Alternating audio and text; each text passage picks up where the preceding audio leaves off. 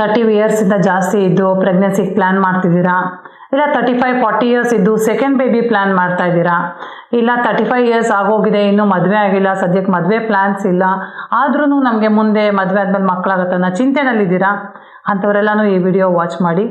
Advanced age pregnancy ಇಲ್ಲ pregnancy ಇನ್ elderly women, 35 years ನಂತರ ಆಗುವಂಥ ಪ್ರೆಗ್ನೆಂಟ್ ವಿಮೆನ್ಗೆ ಏನೇನು ಕಾಂಪ್ಲಿಕೇಶನ್ಸ್ ಆಗ್ಬೋದು, ಯಾವ ರೀತಿ ಪ್ರಿಕಾಷನ್ಸ್ ತೊಗೊಬೋದು ಅಂತ ನಾನು ಇವತ್ತು ನಿಮಗೆ ಹೇಳ್ತೀನಿ.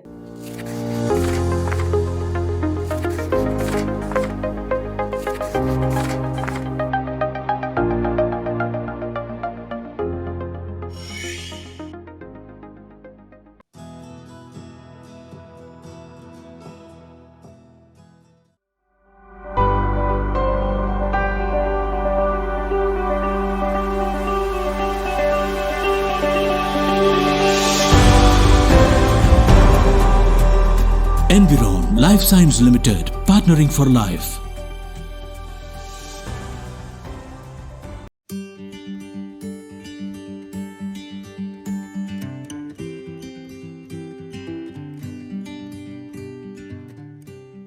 ನಮಸ್ತೆ, ನಾನು doctor Chandrika Anand, senior obstetrician gynaecologist, practising in Vijayanagar, Nagarbhavi area of Bangalore, Karnataka, since 27 years. ನಾನು 27 ವರ್ಷದಿಂದ ಆಬ್ಸ್ಟೆಟ್ರಿಕ್ಸ್ ಮತ್ತು ಗೈನಕಾಲಜಿನ ಪ್ರಾಕ್ಟೀಸ್ ಮಾಡ್ತಾ ಇದ್ದೀನಿ.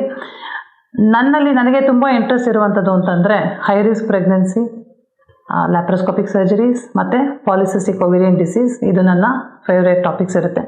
ನನಗೆ high risk pregnancy, obstetric emergency handle ಮಾಡಿ ತುಂಬ ಅನುಭವ ಇರುತ್ತೆ. So today will be discussing about pregnancy in advanced age. Advanced age or elderly pregnancy, the definition is more than 35 years. If the mother is more than 35 years, she is known as an advanced age pregnancy. 35 years ಯಾಕೆ cut off ಇಟ್ಕೊಂಡಿದ್ದಾರೆ, ಯಾಕೆ 34 ಇಲ್ಲ, ಯಾಕೆ 36 ಇಲ್ಲ ಅಂತಂದರೆ, what the studies have found out is that approximately after 35 years the fertility reduces, the complications in pregnancy both to the mother and the baby slightly increases. So that is the reason there is a cut off of 35 years. ಈಗ 35 years ಆದ ನಂತರ pregnant ಆಗ್ತಿರೋದು, ಇಲ್ಲ first pregnancy ಇರ್ಬೋದು, ಇಲ್ಲ second pregnancy ಇರ್ಬೋದು. So ಆ ಥರ ನಮಗೆ ಈಗ ಜಾಸ್ತಿ ಪೇಷಂಟ್ಸ್ ಬರ್ತಾ ಇದ್ದಾರೆ.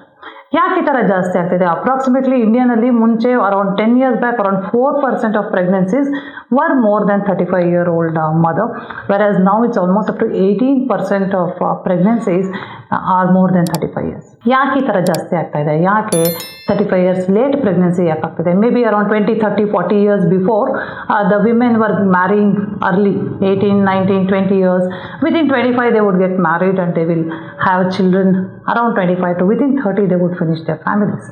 ಆದರೆ ಈಗ ಸೊಸೈಟಿಯಲ್ ಸ್ಟ್ರಕ್ಚರ್ ಚೇಂಜ್ ಆಗಿದೆ, ಕೆರಿಯರ್ ಓರಿಯೆಂಟೆಡ್ ವಿಮೆನ್ ಜಾಸ್ತಿ ಆಗಿದ್ದಾರೆ, ಮದುವೆ ಆಗೋದು ಲೇಟ್ ಆಗ್ತಿದೆ, ಮತ್ತು ಫೈನಾನ್ಷಿಯಲ್ ಸ್ಟೆಬಿಲಿಟಿ ಕೇಳ್ತಾ ಇದ್ದಾರೆ. All the women and the men, all the couple, they want a financial stability, they want to travel, they want to have a stable career before the venture a pregnancy. So ಹಾಗಂದರೆ ಈಗ ಎಲ್ಲನೂ ಮದುವೆ ಆಗಿರೋರೆಲ್ಲ ತಕ್ಷಣ pregnant ಆಗಬೇಕಾ? ಈ ಥರ 35 years ಇಲ್ಲ ಸ್ವಲ್ಪ late ಮಾಡ್ಕೊಳ್ಳೋದು ತುಂಬ ತಪ್ಪಾ ಅನ್ನೋ ಒಂದು ಪ್ರಶ್ನೆ ಬರುತ್ತೆ. ಸೊ ಯಾಕೆ ಈ ಥರ ಏನು ನಾನು ಎಜುಕೇಟ್ ಮಾಡೋಕ್ಕೆ ಇಷ್ಟಪಡ್ತೀನಿ ಅಂದರೆ, 30 years ನಂತರ gradually the fertility of the woman gradually comes down.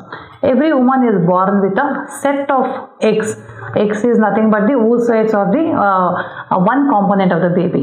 One sperm and one egg will unite to form a baby. So the number of eggs in any woman is fixed. So gradually after 30 years the number of eggs gradually decline. So after 35 the fertility reduces. 40 years still it will reduce.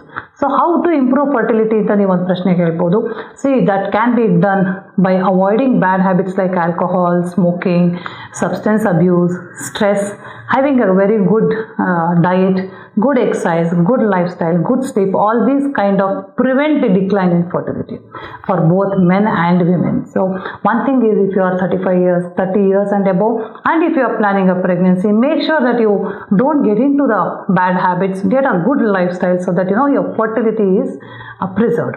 Also the health before pregnancy. ಈಗ ನಿಮಗೆ 34 years ಆಗಿದೆ, next year plan ಮಾಡೋಣ ಅಂತ ಇದ್ದೀರಾ. So ನೀವು casual ಆಗಿ sudden ಆಗಿ doctor ಹತ್ರ ಹೋಗಿ ನಾನು ನೆಕ್ಸ್ಟ್ ಮಂತ್ ಪ್ರೆಗ್ನೆಂಟ್ ಆಗಬೇಕು ಅಂತ ಹೋಗಬಾರ್ದು. ಮೊದಲೇ make sure that your health is good, your physical health, your mental health, your anxiety issues, all those have to be cleared. Don't get into any bad habits. That is when you prepare for a healthy pregnancy after 35 years. 35 years ಇಲ್ಲ, ಇವತ್ತು ಯಾಕೆ ನಾವು ಈ video ಮಾಡ್ತಾ ಇದ್ದೀವಿ, advance stage ಪ್ರೆಗ್ನೆನ್ಸಿಯಿಂದ ಯಾಕೆ ಇಷ್ಟೊಂದು ಒತ್ತು ಕೊಡ್ತಾ ಇದ್ದೀವಿ ಅಂತಂದರೆ, ಈ ಪ್ರೆಗ್ನೆನ್ಸಿನಲ್ಲಿ ಕಾಂಪ್ಲಿಕೇಶನ್ಸ್ ಜಾಸ್ತಿ ಇರುತ್ತೆ. ಈ ಕಾಂಪ್ಲಿಕೇಶನ್ಸ್ನ ನಾವು ಡಿವೈಡ್ ಮಾಡ್ಬೋದು. For the complications for the mother, complications for the baby. Pregnancy start ಆಗುತ್ತೆ, ನೀವು ಡಾಕ್ಟರ್ ಹತ್ರ ಹೋಗ್ತೀರಾ, doctor will explain to you what are the possible complications. Abortion ಇಲ್ಲ, ಮಿಸ್ಕ್ಯಾರೇಜ್ ರೇಟ್ ಜಾಸ್ತಿ ಇರುತ್ತೆ, ಬ್ಲೀಡಿಂಗ್ ಆಗೋ ರಿಸ್ಕ್ ಜಾಸ್ತಿ ಇರುತ್ತೆ, ಅಬ್ರಪ್ಷನ್ ಆಗೋ ರಿಸ್ಕ್ ಜಾಸ್ತಿ ಇರುತ್ತೆ, BP ಮತ್ತು ಶುಗರ್ ಬರೋ ರಿಸ್ಕ್ ಜಾಸ್ತಿ ಇರುತ್ತೆ. ಈಗ ತಾಯಿಗೆ 38, 37 ಇಯರ್ಸು, 38 ಇಯರ್ಸ್ ಆಯಿತು ಅಂತಂದರೆ ಅವಳಿಗೆ BP ಬರೋ ರಿಸ್ಕ್ ಆಲ್ಮೋಸ್ಟ್ ಅಪ್ ಟು 30% ಇರುತ್ತೆ. ಶುಗರ್ ಬರೋದು, ಜಸ್ಟೇಷನಲ್ ಡಯಾಬಿಟಿಸ್ ಅಂತ ಹೇಳ್ತೀವಿ, ಅದೂ ಬರೋ ರಿಸ್ಕ್ ಜಾಸ್ತಿ ಇರುತ್ತೆ.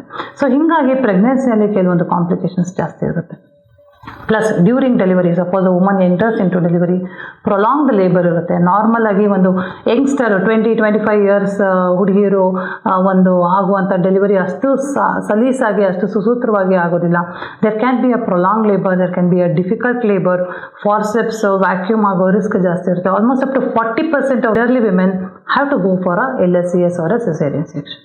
ಸೊ ಇದೆಲ್ಲನೂ ಆದಮೇಲೆ ಡೆಲಿವರಿನೂ ಆಗುತ್ತೆ ಅಂತ ಇಟ್ಕೊಳ್ಳಿ. ತಾಯಿಗೆ ಹಾಲು ಬರೋದು, lactation, that can be a little challenging for the elderly women. That is how may be the nature has design. So as the woman grows older, the lactation comes down. So ತಾಯಿಗೆ ಹಾಲು ಕುಡಿಸೋ challenge ಇರುತ್ತೆ. Mentally she can be fatigued, there is more risk of depression, postpartum depression ನೀವೆಲ್ಲ ಕೇಳಿದ್ದೀರಾ. That can be very mild. Postpartum blues ಇಂದ severe depression can ಕೂಡ ನೀವು ಓದಿರ್ತೀರಾ. So this depression can be more in elderly women. ಮತ್ತು ಅವರಿಗೆ elderly ವಿಮೆನ್ಗೆ ಸಹನೆ ಕಡಿಮೆ ಇರುತ್ತೆ. ಸೊ ಆ ಮಗುನ ನೋಡ್ಕೊಳ್ಳೋಕೆ ಪೇಷನ್ಸ್ ಕೂಡ ಕಡಿಮೆ ಇರುತ್ತೆ. ಸೊ ಇವೆಲ್ಲನೂ ಚಾಲೆಂಜಸ್ ತಾಯಿಗೆ ಬರುತ್ತೆ. What happens to the baby? Now these babies who are born to women who are more than 35 years, they are at risk of developing abnormal defects or congenital defects up to 1.5 times more. 20-25 years ಹೆಂಗಸರಿಗೆ compare ಮಾಡಿದ್ರೆ ಬರ್ತ್ defects ಜಾಸ್ತಿ ಇರುತ್ತೆ. ಬರ್ತ್ defects ಜಾಸ್ತಿ ಇರುತ್ತೆ. ಮತ್ತು chromosomal abnormalities called Down syndrome ಅಂತ ಹೇಳ್ತೀವಿ. This is something very important. All of us are aware Down syndrome ಅಂತ, that is a commonest chromosomal abnormality. Chromosome 21ನಲ್ಲಿ 3 ಕ್ರೋಮೋಸೋಮ್ಸ್ ಇರುತ್ತೆ. ಯಾವಾಗಲೂ ಒಂದು ಪೇರ್ ಇರೋ ಕಡೆ 3 ಇರುತ್ತೆ. ಟ್ರೈಸೋಮಿ 21 ಅಂತ ಹೇಳ್ತೀವಿ. ಸೊ ಇದು ಜಾಸ್ತಿ ಆಗುತ್ತೆ. ಒಂದೊಂದು ವರ್ಷ ಜಾಸ್ತಿ ಆದಂಗೂ ಜಾಸ್ತಿ ಆಗುತ್ತೆ. 35 ಇಯರ್ಸ್ಗೆ ಒಂದು ರಿಸ್ಕ್ ಇರುತ್ತೆ, 36 ಒಂದು ಇರುತ್ತೆ, 40 ಇಯರ್ಸ್ಗೆ ಜಾಸ್ತಿ ಆಗುತ್ತೆ. ಸೊ ಈ ಥರ ಪ್ರತಿ ವರ್ಷ ಒಂದೊಂದು ತಾಯಿಗೆ ಒಂದೊಂದು ವರ್ಷ ಜಾಸ್ತಿ ಆದಷ್ಟು ಆ ಥರ ರಿಸ್ಕ್ ಇರುತ್ತೆ. ಯಾಕಿರುತ್ತೆ ಅಂದರೆ ಆ ಮೊಟ್ಟೆಗಳು ಇಲ್ಲ oocytes ಅಂತ ಏನು ಹೇಳ್ತೀವಿ, they are ageing, they are, as the woman grows older the eggs also grow older, because I told you there is a fixed number of oocytes. So ಹಾಗಾಗಿ ಡೌನ್ ಸಿಂಡ್ರೋಮ್ ಆಗೋ ರಿಸ್ಕ್ ಜಾಸ್ತಿ ಇರುತ್ತೆ. So ಇಷ್ಟೆಲ್ಲ risk ಇದೆ, ಏನು ಮಾಡೋದು? ನಾವು pregnant ಆಗೋದೇ ಬೇಡವಾ? ಈಗ ಕೆಲವರು ಸೆಕೆಂಡ್ ಪ್ರೆಗ್ನೆನ್ಸಿಗೆ ಟ್ರೈ ಮಾಡ್ತಿರ್ತಾರೆ, ಕೆಲವರು ಮದುವೆ ಇನ್ನೂ 32 ಇಯರ್ಸ್ ಆಗಿರುತ್ತೆ, ಮದುವೆನೇ ಆಗಿರಲ್ಲ. ಸೊ ಏನು ಮಾಡೋದು? ಇಷ್ಟೆಲ್ಲ ಡಾಕ್ಟರ್ ಕಾಂಪ್ಲಿಕೇಶನ್ಸ್ ಅಂತ ಹೇಳ್ತಾ ಇದ್ದಾರೆ. ನಾನು ಪ್ರೆಗ್ನೆಂಟ್ ಆಗೋದಾ ಬೇಡವಾ ಅನ್ನೋ ಒಂದು ಆಂಗ್ಸೈಟಿ ಮತ್ತು ಭಯ ಕೂಡ ಇರ್ಬೋದು. Don't worry, this does not mean that you can never get pregnant after 35 years. There are lot of assisted reproductive techniques. ಈಗ ನೀವು ಟೆಸ್ಟ್ ಟ್ಯೂಬ್ ಬೇಬಿ ಇಲ್ಲ IVF ಕೇಳಿರ್ತೀರಾ, IUI ಕೇಳಿರ್ತೀರಾ, ಮತ್ತು oocyte ಫ್ರೀಸಿಂಗ್ ಅಂತ ಒಂದು ಟೆಕ್ನಿಕ್ ಇರುತ್ತೆ. ಕೆಲವರಿಗೆ ಕಾರಣಾಂತರಗಳಿಂದ they can't become pregnant, they can't afford to become pregnant, or they can't get married at 35 years or below 35 years.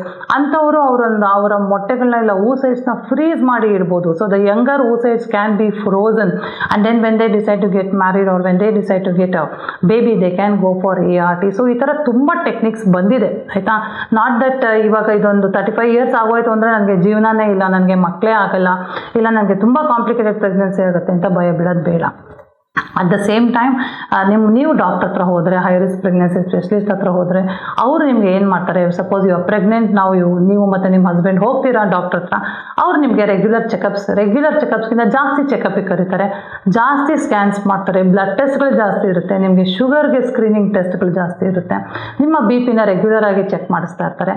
So this is how. ಮತ್ತು ಪ್ರೀನೇಟಲ್ ವಿಟಮಿನ್ಸ್ ಕೊಡ್ತಾರೆ, ಆಸ್ಪಿರಿನ್ ಅನ್ನೋ ಮಾತ್ರೆ ಕೊಡ್ತಾರೆ, ಮತ್ತು ಅವರು ತುಂಬ ಕೇರಿಂದ ನಿಮಗೆ ಡೆಲಿವರಿನ ಕೂಡ ಮಾಡಿಕೊಡ್ತಾರೆ.